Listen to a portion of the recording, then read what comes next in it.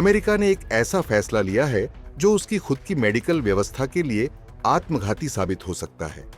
भारत दुनिया के सबसे बड़े फार्मा एक्सपोर्टर्स में से एक है और अमेरिका की जेनरिक दवाओं की करीब 40% सप्लाई भारत से होती है। लेकिन अब अमेरिका ने भारत की फार्मास्यूटिकल इंडस्ट्री पर 10% टैरिफ लगाने का फैसला किया है। भारत हर साल अमेरिका को अरबों डॉलर की दवाइयां, मेडिकल उपकरण और वैक्सीन सप्लाई करता है। अमेरिका में बिकने वाली सस्ती जेनरिक दवाओं का सबसे बड़ा स्रोत भारत ही है। लेकिन टैरिफ लगाने के बाद इन दवाओं की कीमतें बढ़ जाएंगी, जिससे अमेरिकी नागरिकों को अधिक खर्च करना पड़ेगा। भारत दुनिया का तीसरा सबसे बड़ा फार्मास्यूटिकल उत्पादक देश है। दुनिया के 60% वैक्सीन भारत में बनते हैं।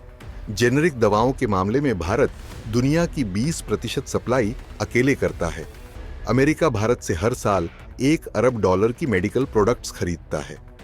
अब सवाल यह है कि क्या अमेरिका यह टैरिफ लगाकर भारत को झुका सकता है और क्यों अमेरिका खुद फंस गया इस फैसले में। दरअसल अमेरिका में हेल्थ केयर सेक्टर पहले से ही महंगा है और भारतीय दवाइयां इस सेक्टर को सस्ता बनाए रखने में मदद करती हैं।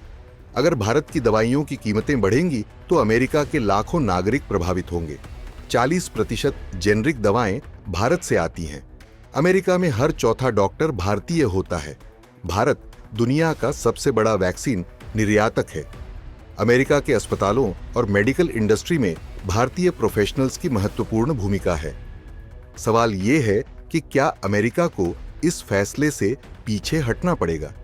दरअसल भारत के बिना अमेरिका की हेल्थ इंडस्ट्री में दिक्कतें आ सकती हैं।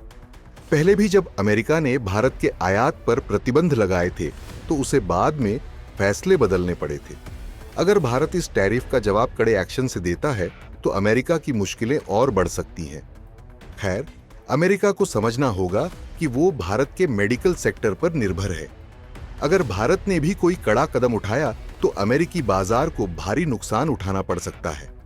अब देखना यह होगा कि अमेरिका अपनी गलती को सुधारता है या फिर इस फैसले की भारी कीमत चुकाता है। आपका इस फैसले पर क्या कहना है? कमेंट करके जरूर बताएं।